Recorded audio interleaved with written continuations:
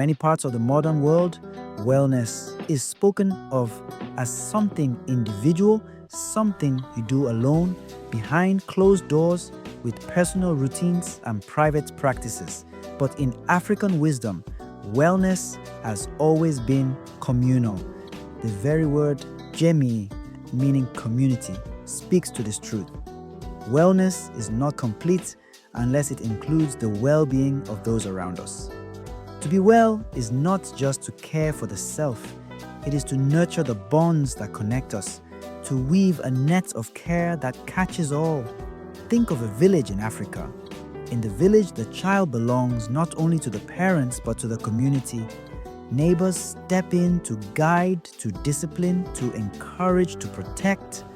Food is shared, labor is divided, celebrations are communal, and grief is carried together.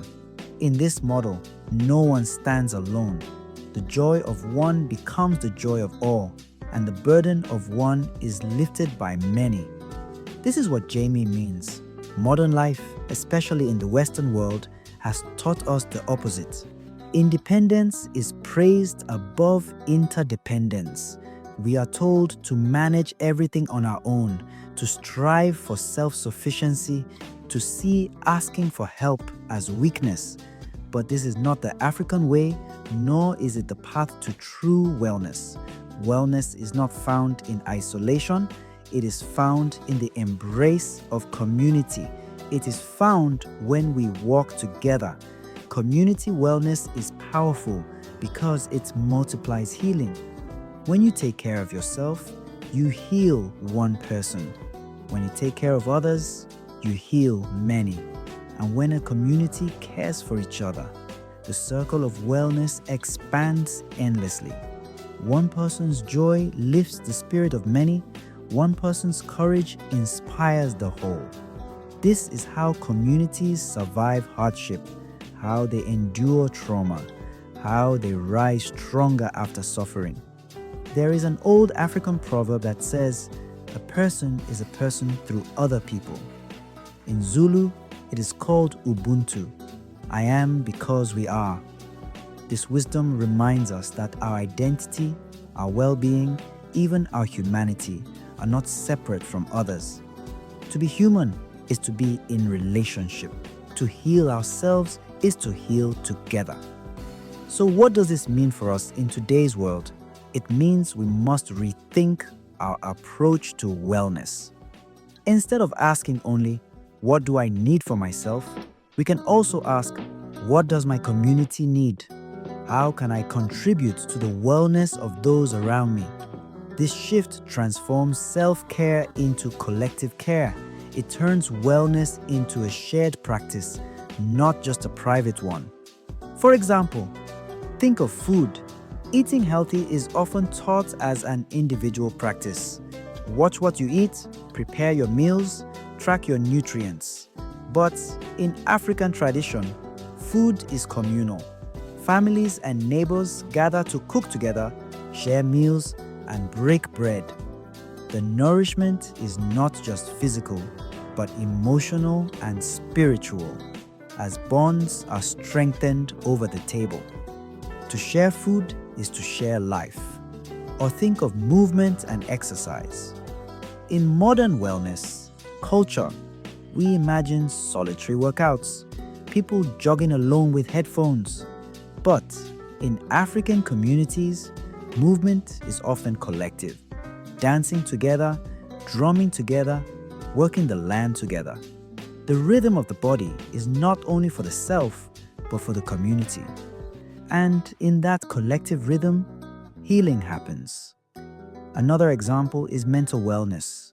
Many people today feel the weight of loneliness, depression, and anxiety because they carry their burdens silently, believing no one will understand. But African wisdom teaches us to speak, to share, to bring our pain to the circle. Healing happens in dialogue, in ritual, in song, in prayer with others. A sorrow shared is a sorrow divided. A joy shared is a joy multiplied. Jamii Wellness also means accountability. In community, we are seen, we are known, and we are reminded of our values. Alone, it is easy to lose direction, to fall into harmful habits, to forget our purpose. But in community, others call us back to ourselves. They remind us of who we are and who we can be. This accountability is not about judgment, but about love. The love that holds us steady when we falter. And most of all, Jamie, wellness is about belonging. One of the deepest wounds of modern life is the feeling of disconnection. Disconnection from culture, from ancestors, from nature, from one another. But community restores belonging. It tells us you are not alone, you are part of us, your presence matters, your voice matters, your wellness matters because it is tied to ours. Community wellness also invites us to reimagine healing spaces. In Western models, healing often takes place in hospitals, clinics, or therapy rooms, where individuals come one at a time. But in African and diasporic traditions, healing happens in circles, in gatherings, in collective rituals. Think of a drum circle where rhythms synchronize hearts and minds. Think of a prayer gathering where voices rise together like one heartbeat. Think of a storytelling night where lessons of resilience are passed down through generations. These are healing spaces too, and they remind us that health is not just about medicine, it is about connection. There is also power in shared responsibility. When wellness is seen as communal, each person has a role to play. The elder offers wisdom, the young bring energy, the healer provides care, the farmer brings food, the artist brings beauty. Each gift strengthens the whole. No one is left without value because every contribution matters. This sense of shared responsibility makes wellness sustainable. When one person is tired, another carries the load. When one person falls, others lift them up. This is how communities thrive across generations. Yet, building community wellness in modern times is not always easy. Many people live far from family, disconnected from their roots. Others feel isolated by technology, trapped behind screens, even while surrounded by people. But Jamii reminds us that community can be built wherever we are. It begins with small acts, greeting your neighbor, checking on a friend, volunteering your time, joining a circle of prayer or meditation.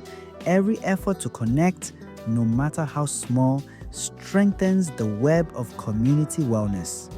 There is also a lesson here about resilience. Communities that practice wellness together can withstand storms that would break individuals alone. History shows this clearly. Enslaved Africans, even under brutal conditions, sang together, prayed together, and cared for one another in whatever ways they could. That communal strength became a shield against despair. Similarly, during struggles for liberation and civil rights, communities organized, marched, and dreamed together. Their wellness was not only survival, but resistance. This is the legacy of Jamii, a reminder that togetherness is not just comforting, it is revolutionary. So, how can we embody Jamii wellness today? One way is through rituals of gathering. Create spaces where people can come together regularly to share meals, stories, or prayers. Make it a practice to ask, "How are you really?" and listen deeply to the answer.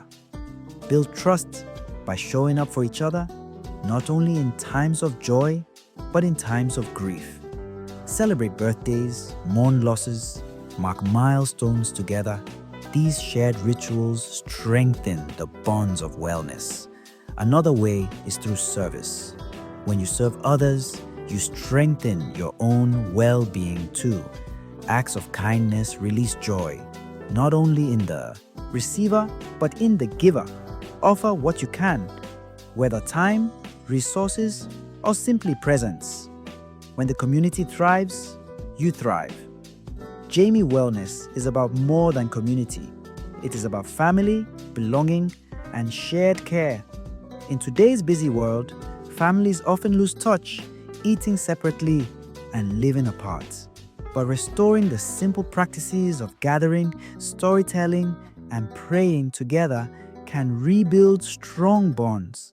Children, especially, flourish when they feel connected to something larger than themselves. Jamii also teaches a balance.